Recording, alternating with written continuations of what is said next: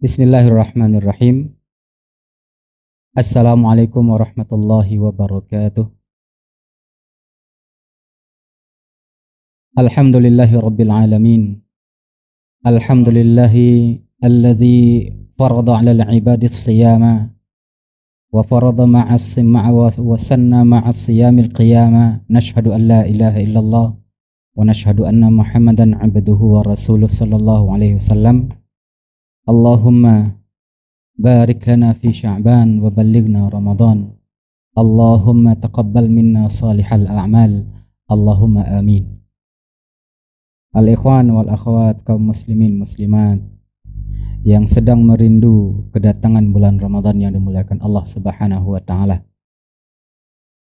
Pada kesempatan ini tak ada yang paling layak kita sampaikan melainkan kesyukuran kita kepada Allah Subhanahu wa taala. Karena apapun kondisi yang sudah Allah takdirkan, kita masih diberikan izin oleh Allah untuk melaksanakan ibadah. Mungkin corak ibadah kita berbeda. Oleh sebab itu, kesyukuran tetap menjadi kewajiban kita. Salawat dan salam kita sampaikan kepada Nabi kita Muhammad sallallahu alaihi wasallam. Allahumma salli ala Muhammad wa ala alihi wa ashabihi ajma'in. Al-ikhwan wal akhwat yang dimuliakan Allah. Suasana tidak membuat kita harus berhenti dari mencari semangat saling berbagi. Alhamdulillah pada kesempatan ini perkembangan teknologi bisa terus kita manfaatkan untuk terus belajar walaupun tidak bertatap wajah. Ikhwan akhwat, materi kita insya Allah malam hari ini adalah tentang menyambut Ramadan dalam kondisi wabah. Terkhusus bagi kita sekarang adalah wabah corona. Pembukaan ada sebuah hadis yang sudah mungkin sering kita dengarkan dari Rasulullah SAW. Hadis ini diriwayatkan dari Talha ibni Ubaidillah, seorang sahabat Rasulullah radhiyallahu anhu. Pada satu hari dia mengatakan, Inna rajulaini minal ansari aslama fi 'ahdi Rasulillah sallallahu alaihi wasallam. Ada dua orang Ansar masuk Islam di masa Rasulullah sallallahu alaihi wasallam. Wa kana ahaduhuma ajhada minal akhar. Salah seorang dari mereka lebih bersemangat dibanding yang lain. Lebih bersemangat. Kemudian ketika dalam perjalanan hidupnya mereka, salah seorang dari mereka mati syahid dalam sebuah pertempuran, sebuah jihad. Saat mati syahid ini, Talha ibn Ubaidillah mengatakan, fastushhida ahaduhuma wa makatsal akharu ba'dahu sanatan. Salah seorang dari mereka mati syahid duluan, yang lain masih hidup selama 1 tahun. 1 tahun namanya. Malam harinya Talha bermimpi. Dalam mimpinya dia melihat dia sudah berada di depan pintu sorga. Orang-orang sudah ngantri mau masuk sorga.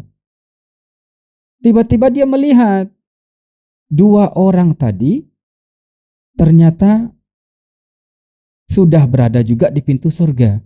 Malaikat memberikan kemuliaan, kata Talha ibn Ubaidillah, fa'adkhala al-akhiru. Malaikat memasukkan orang yang paling terakhir mati. Justru dia masuk surga duluan dibanding orang yang pertama mati. Dan matinya orang pertama syahid, orang yang terakhir meninggal dunia itu mati biasa. Tapi justru orang mati biasa ini masuk surga lebih awal. Kata Talha ibn Ubaidillah, dia terkejut sekali. Kemudian ketika sudah datang gilirannya dia, Talha ibn Ubaidillah, dia sudah mendekat, malaikat pun mengatakan, walam ya'ni awanuk. Belum datang waktumu untuk masuk surga. Kaum muslimin, keesokan harinya Talha ini penasaran dengan mimpinya. Dia langsung ketemu Rasulullah. Ketika dia bertemu langsung diceritakan, ya Rasulullah, saya melihat dua orang yang kemarin masuk Islam. Kemudian salah seorang dari mereka sudah meninggal. Kedua-duanya sudah meninggal. Satu mati syahid, yang satu lagi mati biasa setahun setelah yang pertama. Tapi saya melihat, ya Rasulullah, orang yang pertama mati justru masuk surganya belakangan. Yang matinya terakhir biasa-biasa saja, masuk surganya duluan. Kenapa ya Rasulullah? Rasulullah menjawab dengan sangat jelas sekali. Alaysa qad makatha hadza ba'dahu sanatan. Bukankah orang kedua ini masih hidup 1 tahun setelah orang pertama? Ya. Alaysa qad adraka Ramadan. Bukankah dia sudah mendapati bulan Ramadan? Ya. Alaysa qad shalla kaza wa kaza min sajdatin. Bukankah dia sudah salat begini jumlahnya? Bukankah dia sudah puasa Ramadan? Ya, kata pada Talha bin Ubaidillah. Lalu Rasulullah mengatakan, jarak antara mereka berdua, perbedaan antara mereka berdua sangat jauh sekali. Ini kata Rasulullah. Ikhwan akhwat, setiap orang pasti merindukan kedatangan bulan Ramadan. Ramadan ini bagi kita adalah syariat, bagi kita adalah syiar. Semuanya di Ramadan. Keindahan beribadah ada di Ramadan. Lipat ganda pahala ada di Ramadan. Bahkan semarak hidup ada di bulan Ramadan. Makanya wajar setiap orang merindukan kedatangan bulan Ramadan. Ikhwan akhwat, dari kondisi yang kita hadapi ini, kita tetap akan mendapatkan syariat. Boleh jadi syiar berkurang. Boleh jadi syiar berkurang. Kenapa berkurang? Kita biasanya sholat di masjid, beramai-ramai, mungkin ada iftar jama'i, berbuka puasa bersama, dan lain-lain. Kita biasa lakukan. Tapi mungkin dalam kesempatan ini, syiar ini mulai berkurang. Bukan hilang, kita tidak katakan itu hilang, tapi berkurang. Ikhwan-ikhwan, yang ingin kita sebutkan di sini adalah, yang pertama, semangat kita mengejar Ramadan bagi kita adalah tetap semangat yang harus kita lakukan dan harus kita tempuh dan harus kita kejar selalu apapun kondisinya yang datang menghadang kita. Yang kedua, yang perlu kita yakini bahwa Ramadan tahun 1440 dalam kondisi normal, Ramadan 1441 kalau ternyata Allah takdirkan masih dalam kondisi COVID-19 ini, secara pahala Allah tidak pernah kurangi. Ikhwan akhwat, tidak pernah Allah kurangi. Maka puasa yang Allah wajibkan tetap bisa kita jalankan. Salat tarawih yang Allah syariatkan, Allah sunnahkan tetap bisa kita jalankan. Tilawah Al-Quran tetap bisa kita jalankan. Bersedekah tetap bisa kita jalankan. Qiyamul lail, tahajud, i'tikaf setelah salat subuh kita di rumah misalnya tetap bisa kita jalankan. Oleh sebab itu ikhwan akhwat, tidak ada yang kurang sebenarnya. Lalu apa yang membuat orang jadi khawatir dengan kondisi seperti ini menghadapi Ramadan? Satu-satunya adalah merasa seolah-olah syiar Ramadan akan berkurang. Itu dia ikhwan akhwat. Syiar Ramadan merasa akan berkurang. Nah, maka dari itu kita akan ingin melihat nih sekilas ikhwan akhwat.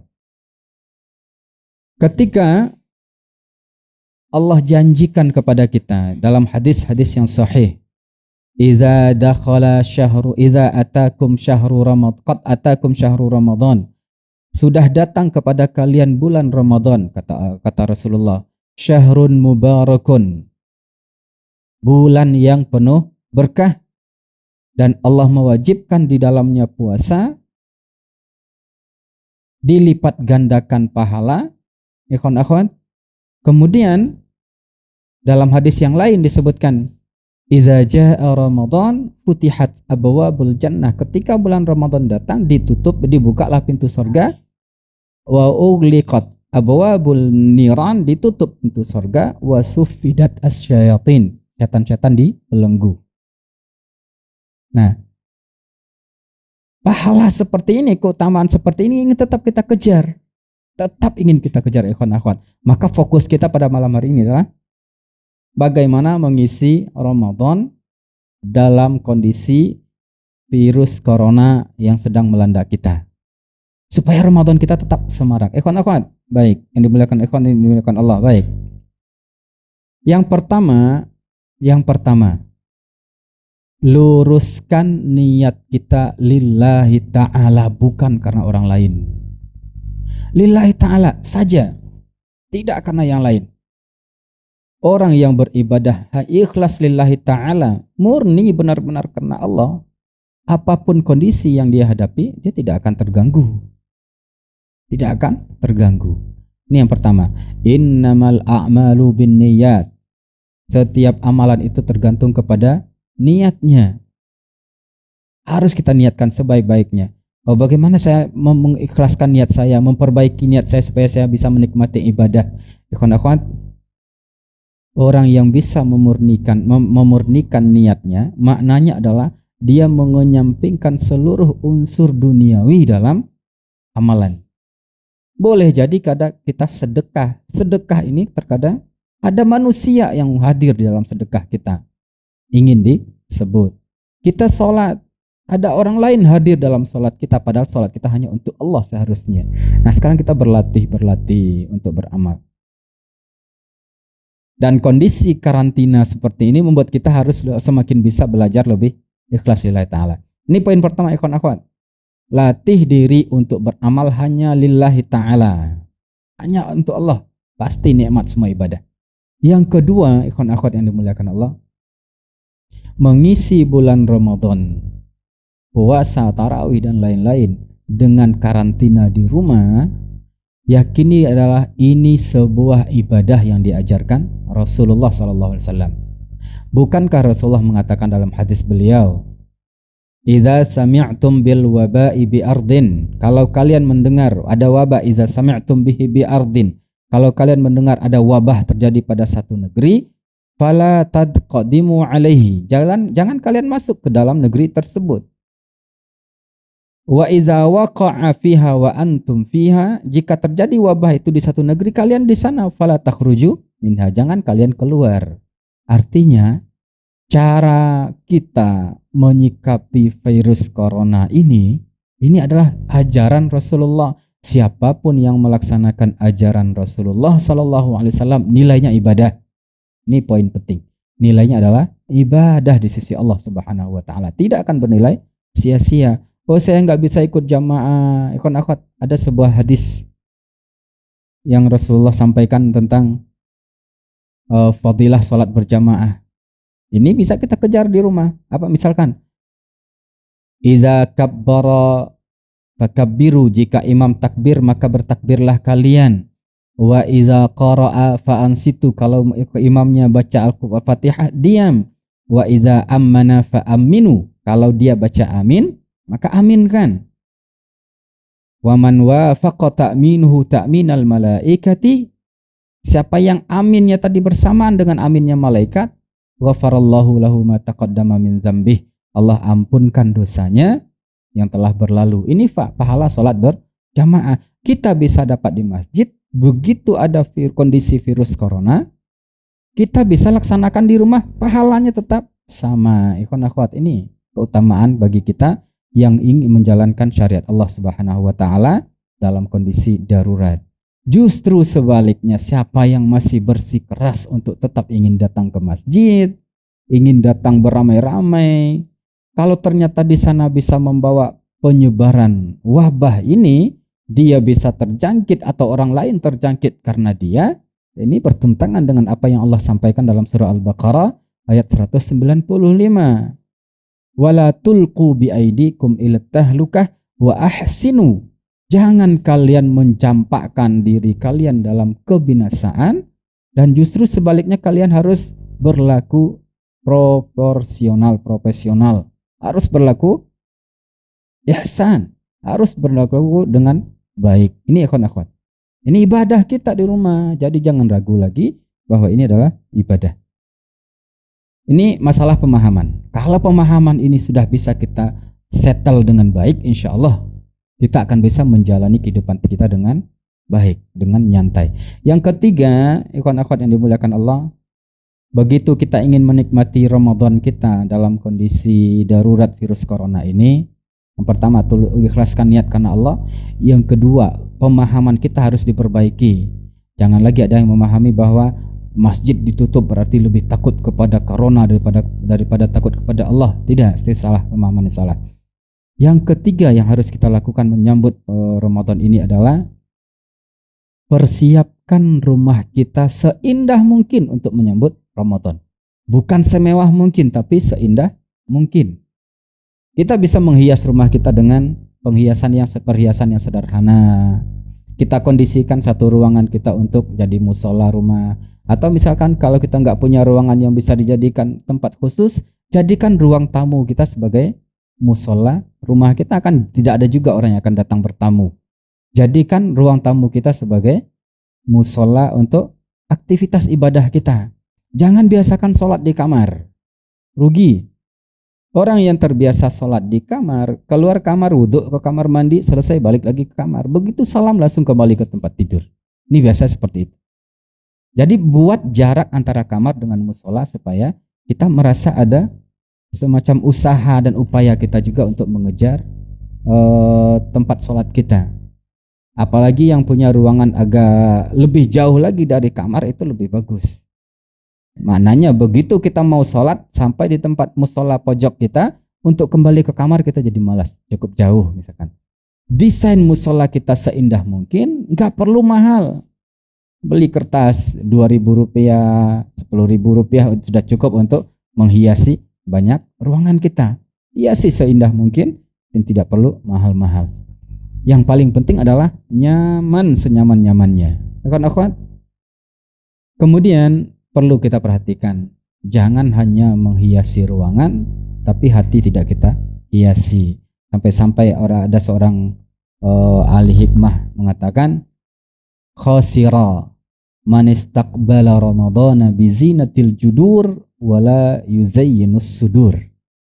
Sungguh sangat merugi orang yang menyambut Ramadan, dia hiasi rumahnya, dindingnya, jalan-jalannya, tapi dia tidak pernah menghiasi hatinya. Nah, jadi kita kondisikan rumah kita, bersihkan rumah kita, kondisikan memang ruangan itu kalau bisa memang benar-benar untuk tempat sholatnya. Sholat, ngaji, selesai kita berbuka, kita masuk ke ruangan, ngaji sama-sama keluarga, ada tausiah rumah kita laksanakan di tempat tersebut. Yang keempat, setelah kita kondisikan rumah kita, sebisa mungkin kita kondisikan jiwa kita, hati. Nah, gimana mengkondisikan hati? Bertaubat kepada Allah. Taubat itu mengucapkannya mudah ya, mudah sekali, tapi prakteknya susah sekali prakteknya.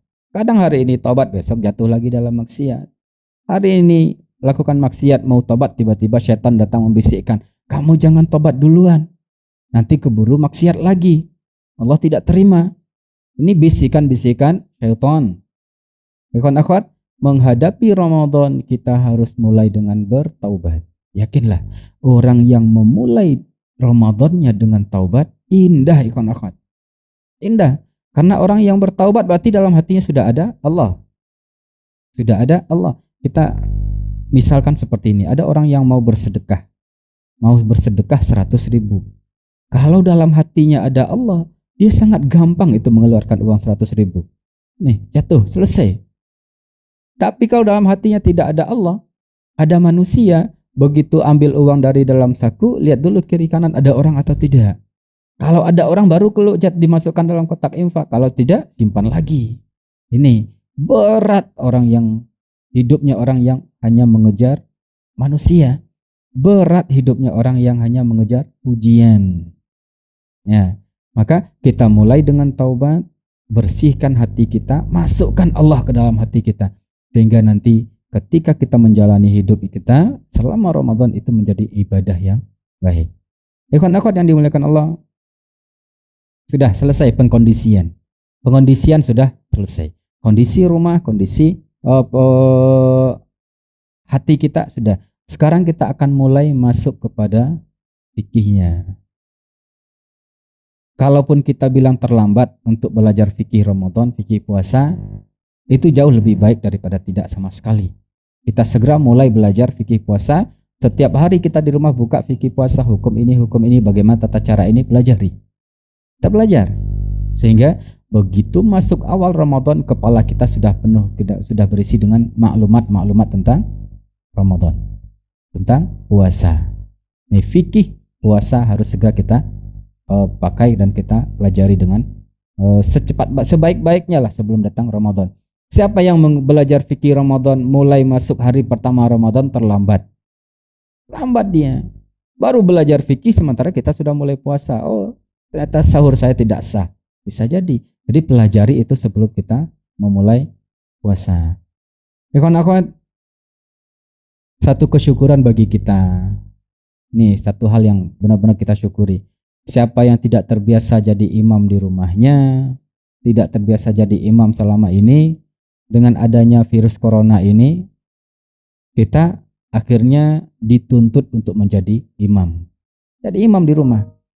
Imam untuk keluarga, imam untuk ayah, ibu, untuk adik-adik, atau mungkin yang keluarga yang sudah berkeluarga, imam untuk istri. Nah, perlu kita paham, kita sampaikan di sini, kawan akhwat. Ada orang mengatakan, Ustadz, saya sebenarnya mau jadi imam, tapi hafalan saya sedikit. Ada ya? Hafalan saya sedikit, nggak banyak hafalan saya, Ustadz. Kalau saya ngafal sholat, sabih hisma selesai ruku. Rakaat kedua, wadduha itu sudah paling banyak, Ustadz. Maka pada kesempatan ini akhwat, ketahuilah nikmatnya sholat itu ketika kita bisa baca ayat panjang-panjang. Itu dia nikmat sholat. Orang yang sholat hanya dengan bacaan pendek-pendek, sholatnya buru-buru, itu tidak nikmat sebenarnya. Kenikmatan itu justru ketika bisa berlama-lama di dalam bacaan ayat Al-Quran. Nah, bagaimana caranya? Sini yang mau kita sampaikan. Apa hukum membaca Al-Quran saat sholat nih? Saya sholat sambil pegang handphone. Allahu Akbar. Nih, saya pegang handphone. Atau saya sholat di depan saya letakkan mushaf Al-Quran yang pakai stand. Diletakkan di depan saya. Saya sholat sambil baca. Bismillahirrahmanirrahim. Baca sampai akhir. Tabarakal. Nih. Kenapa sampai demikian? Ustadz, saya mau sholat saya satu malam tarawihnya 1 juz misalkan. Tarawih 1 juz. Jawabannya adalah membaca Al-Quran dengan mushaf saat sholat hukumnya boleh. Boleh hukumnya. Permasalahannya bukan pada membaca, tapi kepada banyak gerakan. Siapa yang membaca, siapa yang sholat megang mushaf, gerakannya terbatas, apalagi ikhwan akhwat, Bapak Ibu, yang baca Al-Quran sambil sholat, handphonenya sudah standby, misalkan dia sudah punya tempat naruh handphone secara khusus, maka ketika handphonenya ini bisa standby dengan tanpa dia pegang-pegang, tinggal geser, pindah halaman, geser, pindah halaman, geser, maka hubungannya adalah kepada minimal gerak, bukan kepada membaca dan memegang. Siapa yang megang mushaf dalam sholatnya, selama gerakannya sesuai dengan tuntunan para ulama, maka sholatnya tetap sah hukumnya. Tapi siapa yang baca Quran, sholat, sibuk dengan buka halaman, misalkan seperti ini, kemudian sebelah kiri atau di kanannya ada kipas angin. Ketika ada kipas anginnya, dia sibuk buka-buka, akhirnya udah. Gerakan banyak inilah yang bisa menjadi sorotan hukum.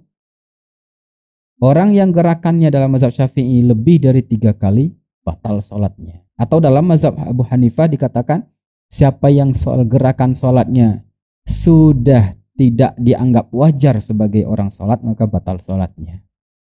Nah, jadi boleh saja ikhwan akhwat, silakan, ini bagi yang hafalannya sedikit atau hafalan banyak tapi tidak dobit atau tidak kuat, lebih banyak lupa daripada yang ingat, silakan baca mushaf, pegang handphone Androidnya, gerakannya harus sangat minim sekali, sedikit saja gerakan selesai.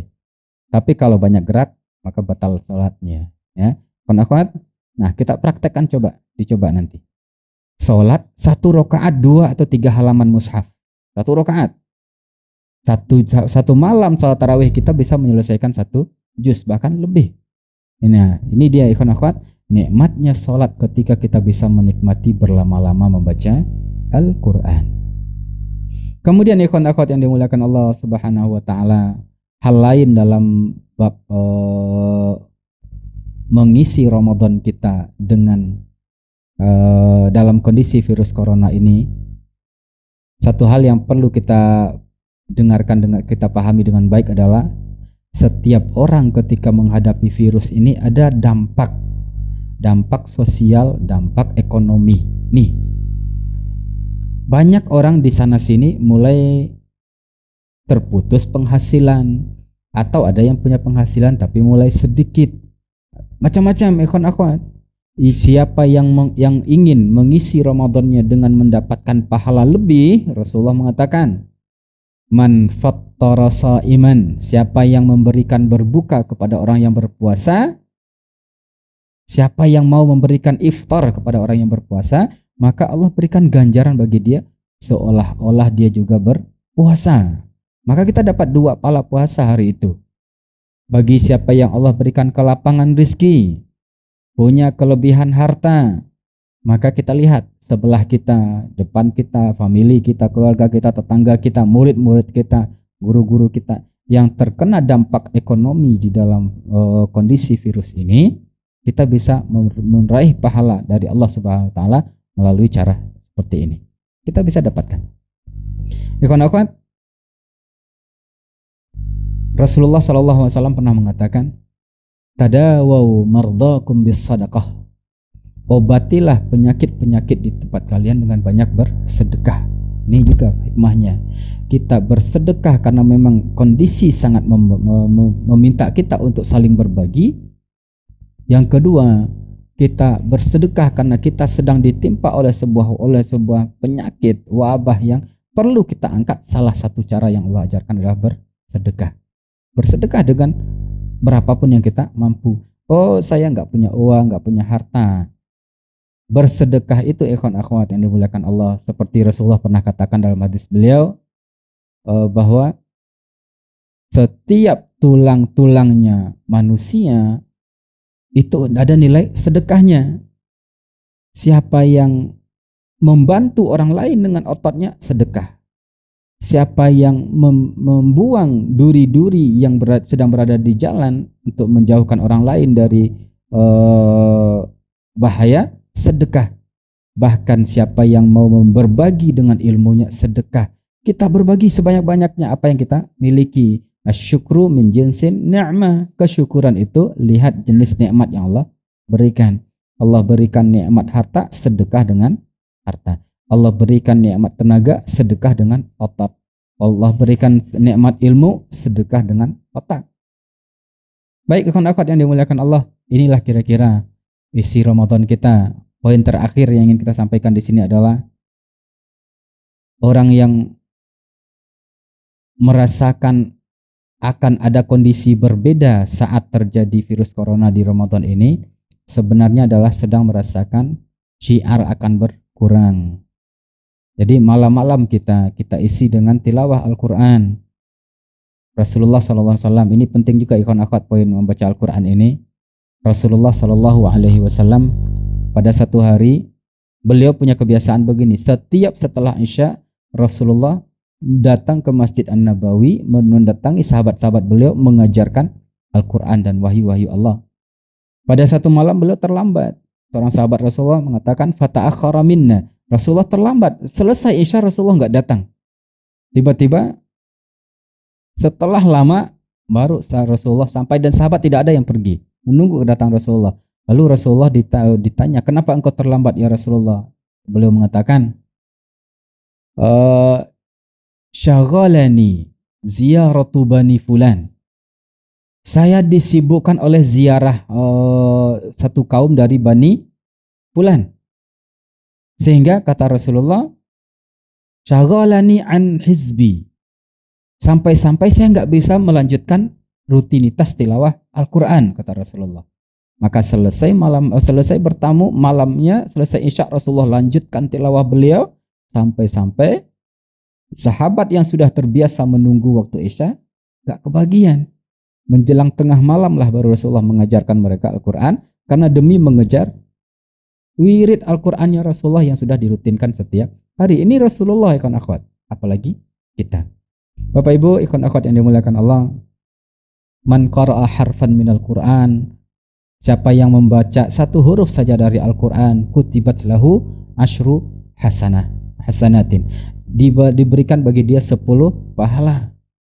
Wala aqulu alif lam mim harfun, saya tidak pernah mengatakan, kata Rasulullah, alif lam mim itu satu huruf, tapi alif huruf, lam huruf, mim juga huruf. 30 huruf, ada 30 kebaikan dalam ucapan alif lam mim. Maka Rasulullah SAW mengajarkan kita untuk mengkhatamkan Al-Quran maksimal 30 hari ataupun 40 hari, tapi juga jangan terlalu cepat melebihi 3 hari. Sehingga Rasulullah mengatakan, la yafqahu man qara'al Qur'ana aqalla min salasati ayyam. Siapa yang baca Quran terlalu cepat, lebih cepat, kurang dari 3 hari, dia tidak akan pernah memahami Al-Quran, kata Rasulullah. Ini dicela Rasulullah SAW. Kemudian ternyata dalam riwayat disebutkan bahwa Imam Asy-Syafi'i, sebagian mengatakan mengkhatamkan Al-Quran itu satu malam Ramadan sampai 2 kali, 60 juz satu malam. Imam Asy-Syafi'i 60 juz satu malam. Imam Syafi'i. Kita coba pikir, kadang kalau kita baca satu juz itu habis 40 menit, 35 menit, dihitung sampai 60 kali berapa juz. Yang pertama, Imam Asy-Syafi'i itu Allah berikan keberkahan waktu. Yang kedua, Imam Asy-Syafi'i ini orang yang punya kekuatan hafalan yang sangat tinggi sekali, sehingga Imam Asy-Syafi'i itu sambil duduk bisa menyelesaikan khatam Al-Quran 1 juz, sambil kerja misalkan, anggaplah seperti kita misalkan. Kita mungkin sambil nyiram ke taman bunga, kita bisa mengkhatamkan 1 juz. Sambil ini, karena semua 30 juz bagi Imam Syafi'i sudah ada di dalam kepala beliau, tinggal mengeluarkan. Kita kenapa susah? Karena kita mengandalkan mushaf. Nah, inilah kelebihan orang-orang yang sudah Allah simpan Al-Quran dalam kepala dan dadanya. Kita mungkin karena mengandalkan mushaf, jadi kita hitung waktu itu 40 menit. Selesai itu kita lanjut kerja yang lain. Karena selama saya ngaji, saya nggak bisa kerja yang lain. Akhwat, kita perbanyak membaca Al-Quran, karena Allah mengatakan di dalam Al-Quran, Inna anzalnahu fi lailatul qadar. Al-Quran itu Allah turunkan pada malam Lailatul Qadar. Lailatul Qadar itu malam yang sangat baik. Khairun min alfi syahrin. Lebih baik daripada 1000 bulan. Siapa yang berinteraksi dengan Al-Quran, dengan menghafal Al-Quran, mendengarkan Al-Quran, membaca Al-Quran, maka dia adalah orang yang terbaik. Yang Allah katakan, Rasulullah menyebutkan, khairukum man ta'allama al-Qur'ana wa 'allamahu. Belajar Quran lalu ajarkan kepada orang lain, inilah orang yang terbaik. Maka kalau ingin jiwa kita menjadi jiwa yang baik, lembut dengan Al-Quran, bacalah Al-Quran, tadaburi Al-Quran, isi dengan rutinitas kita. Bagaimana caranya ikhwan akhwat? Kalau nih nanti kita sudah mengkondisikan rumah kita, punya musola khusus di rumah, buat tilawah Quran di rumah kita secara bergiliran, bergantian, supaya suasana syiar Islam itu hidup di rumah kita. Bahkan kalau di antara kita ada yang mau syiarnya lebih lagi, pakai mikrofon juga boleh di rumah kita. Yang penting syiar itu hidup dan kita menikmati suasana Ramadan kita, supaya jangan sampai kita merasakan terlalu berbeda Ramadan kita tahun ini dengan tahun-tahun sebelumnya. Ikhwan akhwat yang dimuliakan Allah, perbanyak sedekah, perbanyak qiyamul lail, perbanyak baca Al-Quran, sempatkan diri untuk selalu membaca buku dan terus belajar. Dengan begitu insya Allah Ramadan yang sudah kita kondisikan di rumah kita dengan senyaman mungkin, kita akan tetap bisa merasakan syiarnya, syariatnya, walaupun kita tidak bisa menghadiri sholat berjamaah di masjid, tarawih berjamaah di masjid, mungkin tadarus Al-Quran di masjid tidak sempat kita lagi jalankan. Terakhir, Idul Fitri, wallahu a'lam, apakah akan kita bisa rayakan bersama-sama di lapangan, atau ternyata nanti kita tidak akan lagi sholat Idul Fitri secara bersama-sama. Al-muhim, yang paling penting bagi kita adalah kewajiban ketika Ramadan Allah turunkan. Pertama adalah puasa, yang kedua berzakat. Tarawih berjamaah sunnah. Tarawih itu sendiri juga sunnah. Idul Fitri hukumnya juga sunnah. Jangan sampai karena syiar-syiar yang sunnah membuat kita malas dalam melakukan yang wajib. Jazakumullahu khairan. Semoga bermanfaat untuk memberikan semangat kita dalam menempuh Ramadan kita pada tahun ini 1441 Hijriah. Terakhir, semoga bermanfaat untuk kita bersama. Alhamdulillah minkum wa jazakumullahu khairan.